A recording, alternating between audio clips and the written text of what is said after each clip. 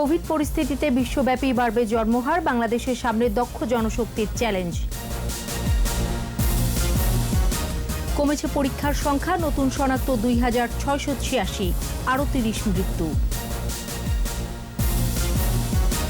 এবার কোরবানির পশু আমদানি করা হবে না, ডিজিটাল হাট থেকে কিনলে হাসিল লাগবে না। উত্তরে আবারও বাড়ছে নদ নদীর পানি, নিম্নাঞ্চল প্লাবিত, তীব্র হচ্ছে ভাঙন।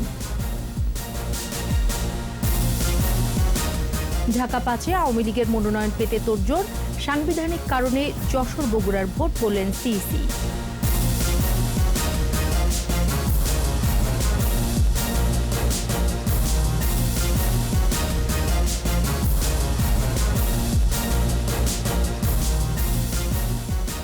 শুনছিলেন ফার্স্ট সিকিউরিটি ইসলামী ব্যাংক লিমিটেড সংবাদ শিরোনাম। আমন্ত্রণ জানাচ্ছি রাত ১১টার ২১ সংবাদে, সাথে আছি আমি সোনিয়া স্নিগ্ধা। দর্শক, ২১ টেলিভিশনের সংবাদ একই সাথে সরাসরি দেখতে পাবেন আমাদের ফেসবুক পেজ www.facebook.com/2124 অনলাইনে। খিদে যখন যেখানে, সাথে থাক বেলামে। এছাড়াও সংবাদে আরও থাকছে শোক শ্রদ্ধায় সাবেক স্বরাষ্ট্রমন্ত্রী সাহারা খাতুনের চিরবিদায়, মায়ের কবরে দাফন।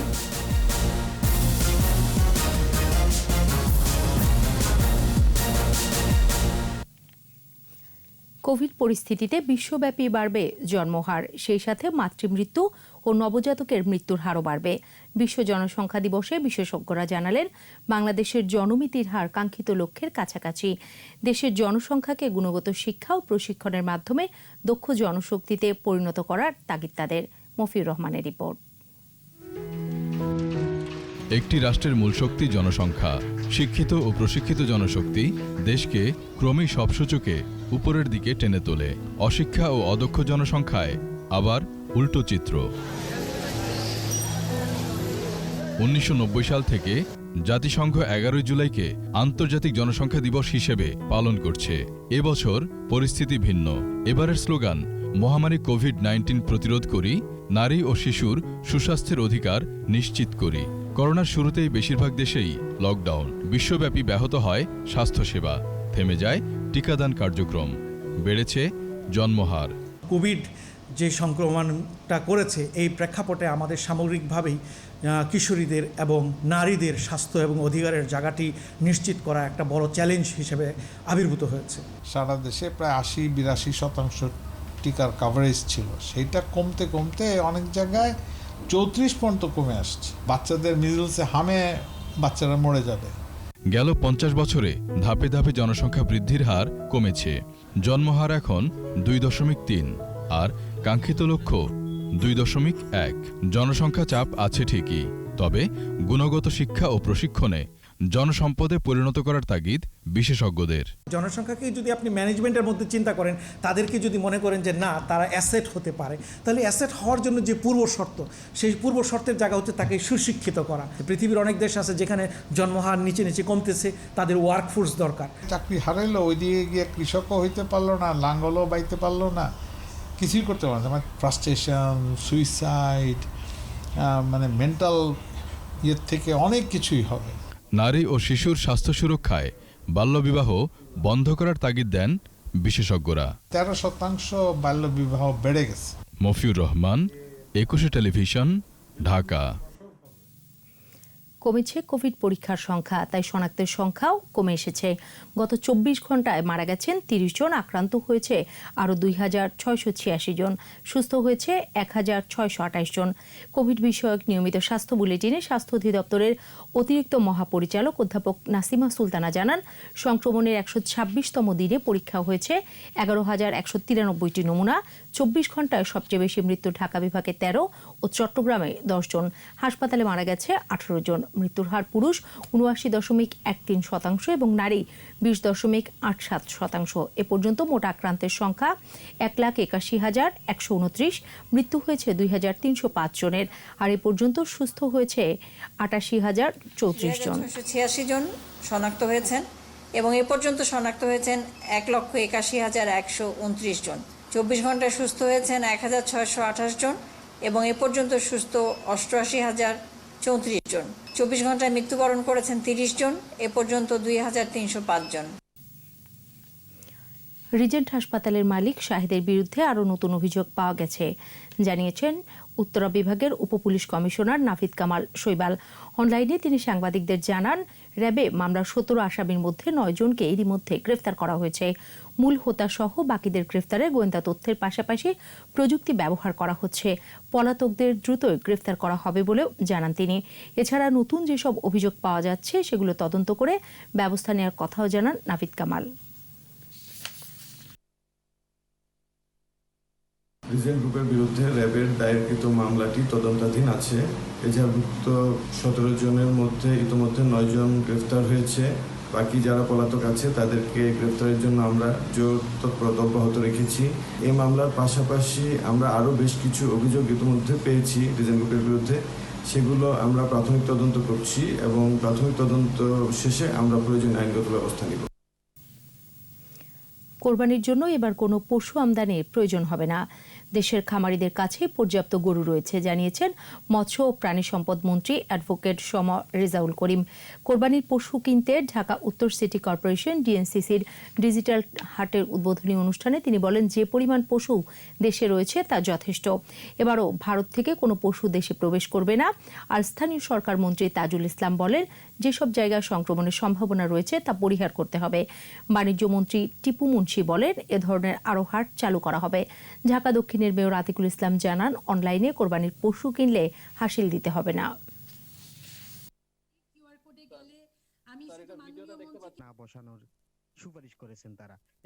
আমরা বিদেশ থেকে একটা পশু আমদানি করব না, কারণ আমাদের দেশের খামারিরা যে চমৎকার উৎপাদন করেছেন, যা বাজারে দরকার তার চেয়ে অনেক বেশি উৎপাদন আছে। অনলাইনে গরুর হাট হচ্ছে, কিন্তু অনলাইনে গরু হাট হয়ে কেউ যারা গরু বাসায় নিতে পারবেন, এছাড়াও আপনাদের গরুর মাংস আমরা আপনাদের বাসায় পৌঁছে দিব স্বাস্থ্যসম্মত গরু জবাই করে। সেটি কিন্তু একটি বিরাট একটি চ্যালেঞ্জিং ব্যাপার। ডিজিটাল হাটের মাধ্যমে যারা গরু কিনবেন, সেই গরুর কোনো হাসিল দেওয়া লাগবে না এই ঢাকা উত্তর সিটি কর্পোরেশনের মাধ্যমে। উত্তরাঞ্চলে আবারও বাড়তে শুরু করেছে নদ নদীর পানি। প্লাবিত হয়েছে নিম্নাঞ্চল, কোথাও আবার তীব্র হয়েছে নদী ভাঙন। মানুষজন বাড়িঘর সরিয়ে নিতে ব্যস্ত। বড় রকমের বন্যার আতঙ্কে দিন কাটছে তাদের। প্রতিনিধিদের সহায়তায় সমর ইসলামের রিপোর্ট। উত্তরের জেলা নীলফামারীতে আবারও বেড়েছে তিস্তার পানি। ডালিয়া পয়েন্টে বিপদসীমার 35 সেন্টিমিটার উপর দিয়ে প্রবাহিত হচ্ছে। পানি উন্নয়ন বোর্ড জানায়, উজানে ভারী বৃষ্টি ও পাহাড়ি ঢলে চতুর্থ দফা বিপদসীমা অতিক্রম করল তিস্তার পানি। জেলার ডিমলা উপজেলার নদী তীরবর্তী 15টি চরগ্রামে পানি ঢুকেছে। পানিবন্দী হয়ে পড়েছে অন্তত 10,000 মানুষ।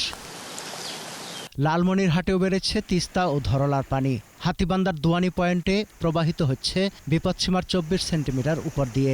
প্লাবিত হয়েছে শতাধিক চর ও নদী তীরবর্তী নিম্নাঞ্চল। দ্বিতীয় দফা বন্যার কবলে পড়ে দুশ্চিন্তায় 110 গ্রামের লাখো মানুষ। দুর্গম চরাঞ্চল থেকে লোকজন গবাদি পশু ও প্রয়োজনীয় জিনিসপত্র নিয়ে আশ্রয় নিচ্ছে নিরাপদ স্থানে। চলে গেছে পানি, আবার ফিরে আসছে, ফের কষ্ট, ফের বন্যা এসে ফের রাস্তাতে যান আগে ছাগলগুলো নিয়ে ওখানে রাখছি। সিরাজগঞ্জে যমুনা নদীর পানি বেড়েছে।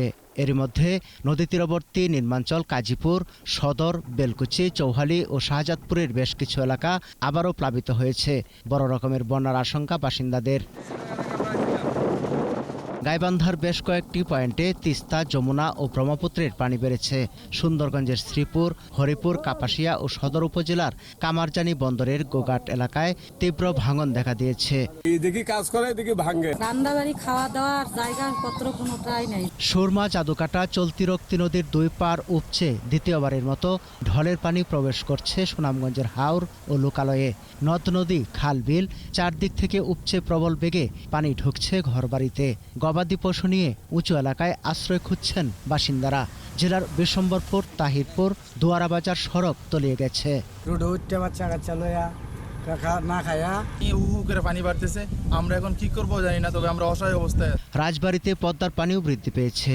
প্রচণ্ড স্রোতে বিভিন্ন স্থানে ভাঙন দেখা দিয়েছে। ভাঙনের কবলে পড়েছে সদর উপজেলার মিজানপুর ইউনিয়নের মহাদেবপুর স্লুইস গেট থেকে জৌকোড়া সরকারি প্রাথমিক বিদ্যালয় পর্যন্ত প্রায় 2.5 কিলোমিটার রিং বাঁধ। ফলে আতঙ্কে দিন কাটছে এখানকার বাসিন্দাদের। ভাঙন থেকে এখন মনে করেন সবই চলে গেছে, এখন বাপ দাদার কবরটা আছে। ভাঙন রোধে দ্রুত কার্যকর উদ্যোগ দেখতে চায় ভুক্তভোগীরা। সমর ইসলাম, 21 টেলিভিশন। হাবিবুর রহমান মোল্লার মৃত্যুতে শূন্য হওয়া ঢাকা 5 আসনের উপনির্বাচনে আওয়ামী লীগের মনোনয়ন পেতে চেষ্টা তদবির করছেন বেশ কয়েকজন। এরই মধ্যে অনেকেই পোস্টার, বিলবোর্ড টাঙিয়ে প্রার্থিতার কথা জানান দিয়েছেন। আসনটি চায় জাতীয় পার্টিও। দলের সিদ্ধান্তের দিকে তাকিয়ে বিগত নির্বাচনে বিএনপির প্রার্থী। আরও জানাচ্ছেন মাহমুদ হাসান। রাজধানীর অন্যতম প্রবেশদ্বার, ডেমরা যাত্রাবাড়ি ও কদমতলীর কিছু অংশ নিয়ে ঢাকা 5 আসন। দীর্ঘদিন এই আসনের সংসদ সদস্য ছিলেন হাবিবুর রহমান মোল্লা। তার মৃত্যুতে আসনটি শূন্য হয়। এখনও তফসিল ঘোষণা না হলেও শূন্য হবার 90 দিনের মধ্যে নির্বাচন দেওয়ার বাধ্যবাধকতা আছে। এই অবস্থায় দলীয় মনোনয়ন পাওয়ার চেষ্টা চালিয়ে যাচ্ছেন বেশ কয়েকজন। করোনার কারণে মাঠে নামতে না পারলেও প্রার্থিতা জানান দিতে কারো কারো নামে পোস্টার ও বিলবোর্ড ঝুলছে। প্রার্থী হতে চান মোল্লা পরিবারের সদস্যরাও। মনোনয়ন পেলে সংসদীয় এলাকাটির উন্নয়নে ভূমিকা রাখার প্রতিশ্রুতি দিচ্ছেন দলের মনোনয়ন প্রত্যাশীরা। এখানে যেমন দক্ষ সংগঠক লাগবে, তেমন জনপ্রিয় লোক লাগবে, যেমন সৎ আদর্শবান লাগবে, সবকিছু মিলে একটা অন্যরকম গুরুত্ব বহন করে। আমার বাবা যেই অসমাপ্ত কাজগুলো ছিল, সেই অসমাপ্ত কাজগুলো সমাপ্ত করব। প্রতিটি জনগণের আপদে বিপদে পাশে থাকব। আমরা যদি প্রযুক্তি চালিত শিল্পায়ন করতে পারি, তাহলে সেই শিল্পায়নের মাধ্যমে উন্নতি, প্রগতি এবং আরো সমৃদ্ধ একটা ঢাকা 5 আমরা আশা করতে পারি। বিগত নির্বাচনে বিএনপি প্রার্থী জানান দলের সিদ্ধান্তের অপেক্ষায় আছেন তিনি। সরকার এই মহামারী দুর্যোগের জনগণের কে মৃত্যুর মুখে ঠেলে দিয়ে একটা নির্বাচন করে ফেলে, বিএনপি তো এই আত্মঘাতের সিদ্ধান্ত যাবে না। আসনটিতে প্রতিদ্বন্দ্বিতা করতে চায় জাতীয় পার্টি। মহাজোটগতভাবে এখানে নির্বাচন করতে পারি তাহলে সবার জন্যই ভালো। আর যদি না হয় সেক্ষেত্রে তো আমাদের দলীয় স্ট্যান্ড, দলীয় চিন্তা চেতনার সাথে আমার থাকতেই হবে। সব দলের মনোনয়ন প্রত্যাশীরা বলছেন দলের মনোনয়নে এমপি নির্বাচিত হলে উন্নয়নের ধারা বজায় থাকবে। মাহমুদ হাসান, 21 টেলিভিশন, ঢাকা। কোনো ব্যক্তি বা দলকে সুবিধা দিতে নয়, সাংবিধানিক কারণেই করোনার মধ্যে উপনির্বাচনের সিদ্ধান্ত নেওয়া হয়েছে বলেছেন প্রধান নির্বাচন কমিশনার কে নুরুল হুদা। যশোর 6 কেশবপুর আসনের উপনির্বাচন নিয়ে আইনশৃঙ্খলা বাহিনীর কর্মকর্তা ও প্রার্থীদের সাথে মতবিনিময় করেন প্রধান নির্বাচন কমিশনার। পরে সাংবাদিকদের বলেন, নির্বাচন পেছানোর আইনগত অধিকার কমিশনের নেই। স্বাস্থ্যবিধি মেনে ভোটারদের কেন্দ্রে আসতে প্রচারণা চালানোর জন্য সংশ্লিষ্টদের নির্দেশ দেন। একই সাথে ভোটারদের মাস্ক খুলে পরিচয় নিশ্চিত করতে হবে বলেও জানান সিইসি। এই সংবিধানের বাধ্যবাধকতার আর উপায় নেই, মানে এটার থেকে পরিত্রাণ পাওয়ার উপায় নেই। মানে এটা না হইলে আবার নির্বাচন পিছিয়ে যাওয়ার ক্ষমতা প্রধান নির্বাচন কমিশনের কাছে অথবা কমিশনের কাছে নেই। সে কারণে আমাদের আর কোনো উপায় না হয়ে আমরা এই নির্বাচনের সিদ্ধান্ত নিয়েছি। স্বাস্থ্যবিধি মেনে মাস্ক পরে, প্রত্যেকে মাস্ক পরে কেন্দ্রের মধ্যে প্রত্যেক ভোটার মাস্ক পরে ভিতরে ঢোকেন। চিরনিদ্রায় শায়িত হলেন আওয়ামী লীগের সভাপতি মণ্ডলীর সদস্য অ্যাডভোকেট সাহরা খাতুন। 2 দফা জানাজা শেষে বনানী কবরস্থানে মায়ের কবরে তাকে সমাহিত করা হয়। দাফনের আগে রাষ্ট্রপতি, প্রধানমন্ত্রী ও স্পিকারের পক্ষ থেকে শ্রদ্ধা জানানো হয়। শ্রদ্ধা জানান আওয়ামী লীগের সর্বস্তরের নেতাকর্মীরা। সাহরা খাতুনের মৃত্যুতে রাজনৈতিক ও পেশাজীবী সহকর্মীরা শোক প্রকাশ করেছেন। আরও জানাচ্ছেন আকবর হোসেন সুমন। শেষ শয্যায় শায়িত হলেন নিবেদিত প্রাণ রাজনীতিক আওয়ামী লীগের সভাপতি মণ্ডলীর সদস্য অ্যাডভোকেট সাহারা খাতুন। নিজ বাড়ির সামনে তেজগাঁও বাইতুস শরফ জামে মসজিদে অনুষ্ঠিত হয় তার প্রথম জানাজা। মরদেহ বনানী কবরস্থানে পৌঁছানোর আগেই শেষ বিদায়ের সব আয়োজন সম্পন্ন। রাষ্ট্রপতি ও প্রধানমন্ত্রীর পক্ষে শ্রদ্ধা জানান 2 সামরিক সচিব। স্পিকারের পক্ষেও শ্রদ্ধা জানানো হয়। এছাড়া জাতীয় সংসদ ও রাজনৈতিক জীবনের সহকর্মীদের শ্রদ্ধায় সিক্ত হন সাহারা খাতুন। তার শূন্যতায় শোকাহত সহকর্মীরা। আইন পেশায়ও সুনাম কুড়িয়েছিলেন সাহারা খাতুন। তিনি কর্মীদের পাশে থাকতেন, কর্মীদেরকে পাশ ছেড়ে উনি নিজে কখনোই নিরাপদ আশ্রয়ে যেতেন না, এটাই ছিল তার বিশেষত্ব। তার এই বিদায় বাংলাদেশ আওয়ামী লীগের জন্যই শুধু নয়, রাজনৈতিক অঙ্গনে দেশপ্রেমিকতা ও সততার এক উজ্জ্বল দৃষ্টান্তের বিদায় হলো। কর্মী বান্ধব ছিলেন, দুর্দিনে কর্মীদের আশ্রয় দিয়েছেন। এই কাজগুলির জন্য সারাপা এই আর বিকল্প আমার মনে হয় যে খুব সহজে পাওয়া যাবে না। নিষ্ঠাবান কর্মী হিসেবে নিজের সব নিবেদন করেছেন দল ও মানুষের কল্যাণে। অসময়ে এমন বিদায়ে স্তব্ধ সুহৃদ বন্ধুরা। যখনই কেউ অসুবিধায় পড়তেন, আইনি সহায়তার জন্য তিনি সবসময় এগিয়ে আসতেন। দেশ এবং জাতি এবং আমাদের কর্মীরা, আমাদের আওয়ামী লীগ একটা প্রিয় নেতাকে হারিয়েছে। বনানী কবরস্থান মসজিদে দ্বিতীয় জানাজা শেষে মায়ের কবরে সমাহিত করা হয় তাকে। থাইল্যান্ডের একটি হাসপাতালে ৯ জুলাই শেষ নিঃশ্বাস ত্যাগ করেন তিনি। আকবর হোসেন সুমন, একুশে টেলিভিশন, ঢাকা। নিচ্ছি বিরতি। স্বাস্থ্যবিধি মেনে চলুন, সুস্থ থাকুন। যখন ফিরছি তখন অন্যান্য খবরের সঙ্গে আরও থাকবে। শুধু প্রণোদনা নয়, নীতি সহায়তা চান ব্যবসায়ীরা। বেসরকারি খাতকে গুরুত্ব দিচ্ছে সরকার, বললেন পরিকল্পনা মন্ত্রী। করোনার অচল অবস্থার মধ্যেও প্রবৃদ্ধি ধরে রেখেছে চট্টগ্রাম বন্দর, বেড়েছে কন্টেইনার ওঠানামা, কার্গো হ্যান্ডলিং।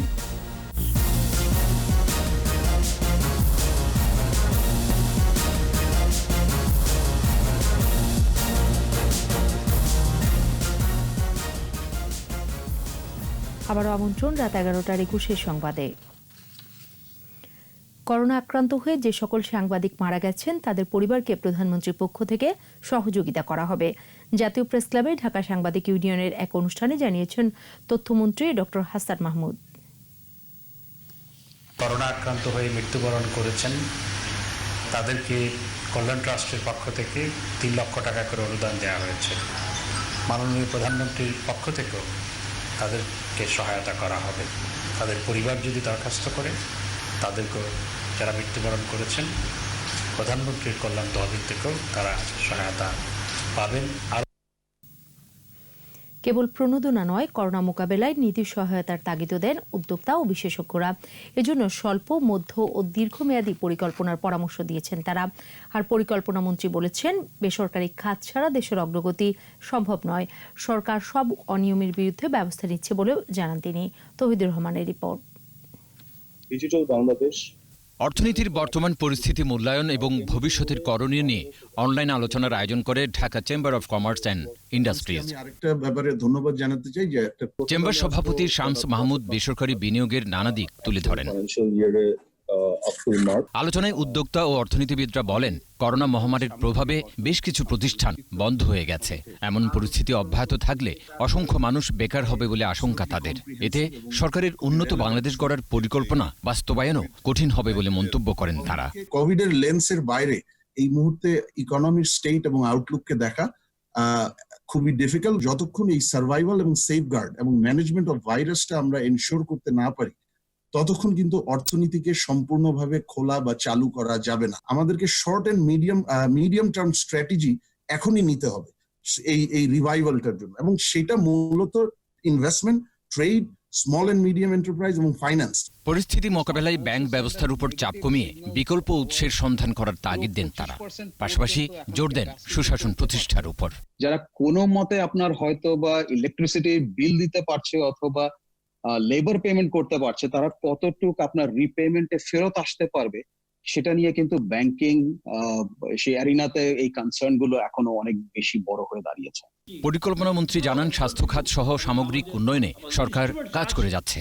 1-2 ব্যক্তি 1-2 প্রতিষ্ঠানের কাজের জন্য আমরা এই সম্ভাবনার সময় আমরা ক্ষতিগ্রস্ত হতে চাই না। যে বন্ড গড়ে উঠেছে between the private sector and the government sector of necessity, this will grow and continue এবং আমাদের for the good of both of us, for the good of the economy in the long run. অর্থনীতিকে এগিয়ে নিতে নতুন রপ্তানি বাজার সন্ধান করতে ব্যবসায়ীদের প্রতি আহ্বান জানান মন্ত্রী। আরো স্ট্রঙ্গার হইতে আমাদের সহায়তা করুন। তৌহিদুর রহমান, একুশে টেলিভিশন, ঢাকা। বিভিন্ন অভিযোগে নিউ বাঘাবাড়ি কোম্পানির মালিক সমীর কুমার ঘোষকে 10 লাখ টাকা জরিমানা করেছে র্যাবের ভ্রাম্যমাণ আদালত। রাজধানী মালিবাগে নিউ বাঘাবাড়ির কারখানার অভিযান চালায় র্যাব ও সিটি কর্পোরেশন। অভিযানে র্যাব জানতে পারে দেশের বিভিন্ন প্রান্ত থেকে ঘি সংগ্রহ করে নিউ বাঘাবাড়ি নামে বাজারজাত করছিল কোম্পানির মালিক সমীর কুমার ঘোষ। এছাড়া তিনি অস্ট্রেলিয়াতেও রপ্তানি করে আসছিলেন, কিন্তু এর জন্য লাইসেন্স ও বিএসটিআই এর অনুমোদন ছিল না। বিএসটিআই থেকে মান নিয়ন্ত্রণ রিপোর্ট না পাওয়া পর্যন্ত প্রায় 10 মণ ঘি জব্দ থাকবে বলে জানান র্যাবের নির্বাহী ম্যাজিস্ট্রেট।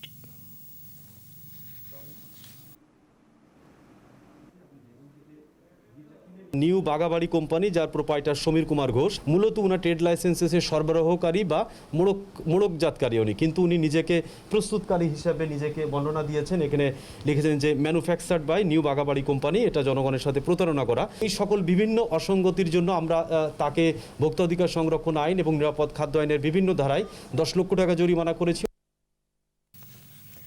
মহামারী করোনার অচল অবস্থার মধ্যেও প্রবৃদ্ধি ধরে রেখেছে চট্টগ্রাম বন্দর। আগের বছরের তুলনায় সদ্য শেষ হওয়া অর্থ বছরের শেষ 6 মাসে প্রবৃদ্ধি হয়েছে 8.13%। বেড়েছে কন্টেইনার ওঠানামা, কার্গো হ্যান্ডলিং এবং জাহাজ আসার সংখ্যা।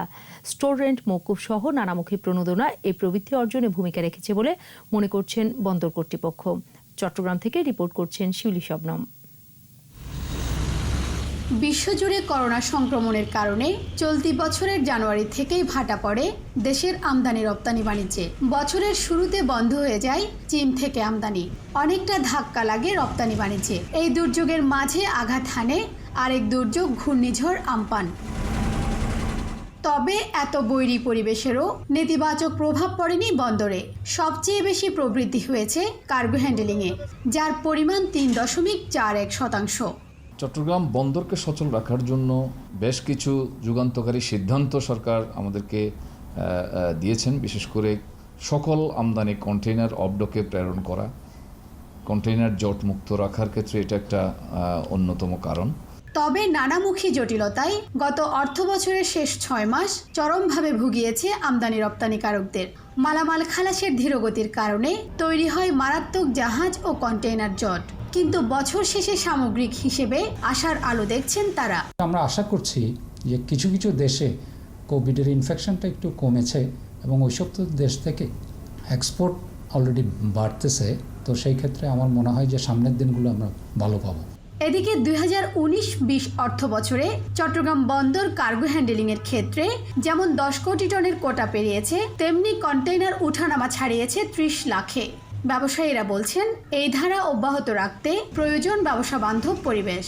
শিপিং এজেন্টগুলো অথবা শিপের মালিকরা এটা নিয়ে বিরক্ত হলো।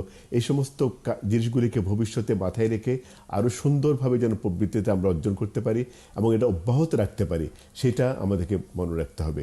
দেশের আমদানি রপ্তানি বাণিজ্যের 92% হয় এই বন্দর দিয়ে, আর চট্টগ্রাম বন্দর থেকে বছরে 60,000 কোটি টাকারও বেশি রাজস্ব আয় হয়। শিউলি শবনম, 21 টেলিভিশন, চট্টগ্রাম।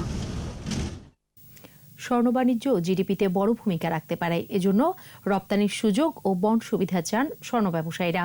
তবে এই খাতকে শিল্প হিসেবে দাঁড় করতে স্বর্ণ আমদানি সহ যাবতীয় লেনদেনের ডিজিটাল ডাটাবেস তৈরির পরামর্শ অর্থনীতিবিদদের। মার্কিন চীন বাণিজ্য দ্বন্দ্বের মধ্যে স্বর্ণের রিজার্ভ বাড়ালে অর্থনীতি শক্তিশালী হবে বলে মনে করছেন বিশেষজ্ঞরা। তৌহিদুর রহমানের রিপোর্ট। স্বর্ণশিল্পের বিকাশ ও চোরাই কারবার বন্ধে স্বর্ণ নীতিমালার অনুমোদন দেয় সরকার। এর ফলে 30 জুন দেশে প্রথমবারের মতো স্বর্ণবার আমদানি করে ডায়মন্ড ওয়ার্ল্ড। সরকারের এই সিদ্ধান্তে কর্মসংস্থান সৃষ্টির পাশাপাশি জিডিপিতে স্বর্ণখাত ভূমিকা রাখতে পারে বলে জানান এই ব্যবসায়ী। একদিকে যেমন ক্রেতা সাধারণও উপকৃত হবে, আন্তর্জাতিক বাজার অনুযায়ী তারা প্রাইস পাবে এবং স্বর্ণের দাম কমবে। শুধুমাত্র আমদানি নির্ভর এই শিল্প রাখলে হবে না, এখানে রপ্তানি নির্ভর শিল্প হতে হবে। রপ্তানি নির্ভর তখন হতে পারবে যখন হলো আপনাকে বন্ড ফেসিলিটি দিতে হবে। চোরাই পথে স্বর্ণ আসছে এখনো। চোরাপথ বন্ধের পাশাপাশি আরও আমদানির লাইসেন্স দেওয়ার দাবি আছে ব্যবসায়ীদের। কঠোর নজরদারির মাধ্যমে এই ব্যবসায়িক স্বচ্ছতা বাড়ানোর তাগিদ দিচ্ছেন গবেষকরা। স্বর্ণ আমদানির বিষয়টিকে সুনির্দিষ্টভাবে নজরদারির মাধ্যমে এটিকে পরিচালিত হওয়ার প্রয়োজন রয়েছে বলে মনে করি। একটি ডাটাবেস গড়ে তোলা দরকার বাণিজ্য মন্ত্রণালয়, যেখানে আমদানি সংক্রান্ত সমস্ত তথ্যাদি এবং খুচরা পর্যায়ে দেশের ভিতরে যত ধরনের বেচাকেনা হয় সেটি যাতে প্রতি ত্রৈমাসিক ভিত্তিতে এটি বাণিজ্য মন্ত্রণালয়ে প্রেরণ করা হয়। স্বর্ণশিল্পের বিকাশে বিশেষ অর্থনৈতিক অঞ্চলে জমি বরাদ্দ দিয়েছে সরকার। বিষয়টিকে একটি সুযোগ হিসেবেই দেখছেন বাণিজ্য মন্ত্রণালয়ের সাবেক এই কর্মকর্তা। গোল্ডের উপর কিন্তু আমাদের কার্যক্রম বাড়িয়ে দিতে হবে। এক্সক্লুসিভ ইকোনমিক জোনে তাদের জন্য জায়গা রাখা দরকার, যেটা সরকার সিদ্ধান্ত নিয়েছে। ডলার আর ইউনের মধ্যে আপনার একটা ফাইট চলতেছে, তো এই ক্ষেত্রে গোল্ড কিন্তু একটা গোল্ড আমি রিজার্ভ যদি বাড়াইতে পারি, গোল্ডটাকে যদি একটা ইনস্টিটিউশনাল সেটআপে নিয়ে আসতে পারে তাহলে খুব ভালো হবে। ব্যবসায়ীরা ব্যাগে যে স্বর্ণ আমদানি বন্ধ চান, তাদের মতের সাথে একমত অর্থনীতিবিদরাও। তৌহিদুর রহমান, 21 টেলিভিশন, ঢাকা। আবারও নিচ্ছি বিরতি। স্বাস্থ্যবিধি মেনে চলুন, সুস্থ থাকুন। যখন ফিরছি তখন অন্যান্য খবরের সঙ্গে আরও থাকবে। ঈদের আগেও ক্রেতা নেই শপিং মলে, দোকান ভাড়া ও সার্ভিস চার্জ কমানোর দাবি। একদিনে সর্বোচ্চ আক্রান্তের রেকর্ড, শনাক্ত 2,36,000। এখনও নিয়ন্ত্রণ সম্ভব বলছে বিশ্ব স্বাস্থ্য।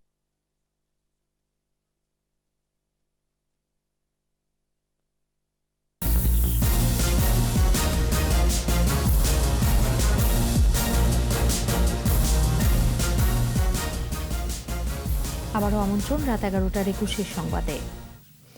করোনার কারণে বন্ধ হয়ে গেছে সিনেমা হলগুলো। প্রায় 4 মাস ধরে প্রদর্শনী বন্ধ। বেকার হয়ে পড়েছে হলের শ্রমিক কর্মচারীরা। তাদের অনেকেই হলের সামনে বিভিন্ন ফলের ব্যবসায় নেমেছেন। হল মালিকরা বলছেন, করোনার এই সময়ে তাদের লোকসান প্রায় 1,000 কোটি টাকা। আদিত্য মামুনের রিপোর্ট। একটা সময় ছিল যখন হলে গিয়ে সিনেমা দেখাই ছিল বিনোদনের অন্যতম প্রধান মাধ্যম। তবে মাঝে হলের পরিবেশ, চলচ্চিত্রের মানসহ নানান কারণে জৌলুস হারিয়েছে রূপালী পর্দা। 2000 সাল পর্যন্ত দেশে হলের সংখ্যা ছিল 1,500। বন্ধ হতে হতে 62তে এসে ঠেকেছে। যেগুলো টিকেছিল করোনার কারণে সেগুলোও এখন বন্ধ। রাজধানীর বেশিরভাগ হলের চিত্র এখন এরকমই। করিডোরে গাড়ির গ্যারেজ, কাউন্টারগুলোতে দোকান আর ভাগার। বেকার হয়ে পড়েছেন শ্রমিক কর্মচারীরা। দীর্ঘ 4 মাসের খরায় অনেকেই বদলেছেন পেশা। জীবন চালাতে হলের সামনে কলা বিক্রি করে জীবন ধারণ করছেন কেউ কেউ। দিন খায় বা যারা মিডল ক্লাস, আমাদের মতো লো মিডল ক্লাস ফ্যামিলির মানুষ, আমরা তো বেসিক নিডের জন্য হাহাকার করতেছি। মানুষ বেতন বোনাস কিছু দিচ্ছে না, হল বন্ধ করতে দেবে। তার জন্য হলের দাঁড়ান হিসাবে কলা নিয়ে বসি, বাইরে কলা বেচতেছি। বন্ধ থাকায় চরম বিপাকে সিনেমা হল মালিকরা। এ অবস্থায় প্রণোদনা চান তারা। 4 মাসে আমাদের ক্ষতি 700 থেকে 800 কোটি টাকা। সরকারকে আমাদের হলকে, এই সিঙ্গেল স্ক্রিনকে বাঁচানোর জন্যে ওনাদের কিছু আমাদেরকে অনুদান দিতে হবে। মহামারীর কঠিন সময় দূর হবে, দর্শকে মুখরিত হবে সিনেমা হলগুলো, এই আশায় দিন গুনছেন মালিকরা। আদিত্য মামুন, 21 টেলিভিশন, ঢাকা। এবারে সোশ্যাল ইসলামী ব্যাংক লিমিটেড বাণিজ্য সংবাদ।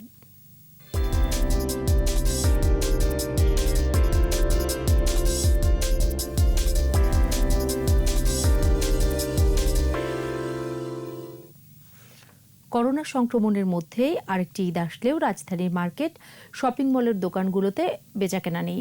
দোকানগুলোতে সব পণ্যই আছে, শুধু নেই ক্রেতা। সারাদিন দোকান খুলে বসে থেকেও কোনো দিন খালি হাতেও ফিরতে হয়। এ অবস্থায় দোকান ভাড়া ও সার্ভিস চার্জ কমানোর দাবি দোকানদারদের। আর সহজ শর্তে প্রণোদনা চায় দোকান মালিক সমিতি। বিস্তারিত সাইদুল ইসলামের রিপোর্টে। দুপুর 12টা। ঈদের বাজারে দোকানে দোকানে ভিড় হওয়ারই কথা। গুলিস্তান খদ্দর মার্কেটের এই চিত্রই বলে দেয় ব্যবসায় মন্দা। না ভাই, ব্যবসার পরিস্থিতি ভালো না, বুঝেন না, এখন ঘুমাইতেছি বসে। প্রায় সব মার্কেটেরই অবস্থা একই রকম। দোকানগুলোতে পণ্য আছে, ক্রেতা নেই। কবে দিন ফিরবে জানেন না তারা। ব্যবসায়ীরা বলছেন করোনা ভাইরাস পথের কাটা। একমাত্র ব্যবসায়ীরাই বসে আছি, কিতার নেই। চালান পুঁজি খাই আর সব শেষ করে দিছি। না কাস্টমার আসে না, লোকজনই আসে না। জমিদার এদের ভাড়া আমরা দিতে পারতেছি না। গত কয়েক মাসে পুঁজি শেষ, দোকান ভাড়া, কর্মচারীদের বেতন, বিদ্যুৎ বিল সহ বিভিন্ন বিল গুনতে হচ্ছে। বেচা বিক্রি যা হয় তা দিয়ে ভাড়া উঠানো দায়ী। করোনাকালের মন্দায় দোকান ভাড়া কমানোর দাবি ব্যবসায়ীদের। ওই 2 মাস একটানা বন্ধ ছিল, 2 মাসের ভাড়া কম বাদ দিতে হবে। প্রতিদিন দোকানে লস হচ্ছে আজকে 4 মাস ধরে। তবে ভাড়া বা সার্ভিস চার্জ কমানোর পক্ষে নয় দোকান মালিক সমিতি। নেতারা জানান সহজ শর্তে ঋণ পেলে ঘুরে দাঁড়ানো সম্ভব। সহজ শর্তে প্রত্যেকটা দোকানদারকে যদি ঋণটা দেয় তাহলে সেই ঋণটা একটা 5 লাখ, 1 লাখ থেকে 5 লাখ, এবং যারা বড় তাদেরকে 20 লাখ পর্যন্ত যদি এই ঋণটা এইভাবে দেয় তাহলে তারা ঘুরে দাঁড়াতে পারবে। ঈদের আগে রাত 10টা পর্যন্ত দোকান খোলা রাখার আবেদন আছে ব্যবসায়ী সমিতির। সাইদুল ইসলাম, 21 টেলিভিশন, ঢাকা। আর এরই সাথে শেষ করছি রাত 11টার 21 সংবাদ। যাবার আগে ফার্স্ট সিকিউরিটি ইসলামী ব্যাংক লিমিটেড সংবাদ শিরোনামগুলো আরও একবার। কোভিড পরিস্থিতিতে বিশ্বব্যাপী বাড়বে জন্মহার, বাংলাদেশের সামনে দক্ষ জনশক্তির চ্যালেঞ্জ। কমেছে পরীক্ষার সংখ্যা, নতুন শনাক্ত 2686, আরও 30 মৃত্যু। এবার কোরবানির পশু আমদানি করা হবে না, ডিজিটাল হাট থেকে কিনলে হাসিল লাগবে না। উত্তরে আবারও বাড়ছে নদ নদীর পানি, নিম্নাঞ্চল প্লাবিত, তীব্র হচ্ছে ভাঙন। ঢাকা 5-এ আওয়ামী লীগের মনোনয়ন পেতে তোড়জোড়, সাংবিধানিক কারণে যশোর বগুড়ার ভোট, বললেন সিইসি।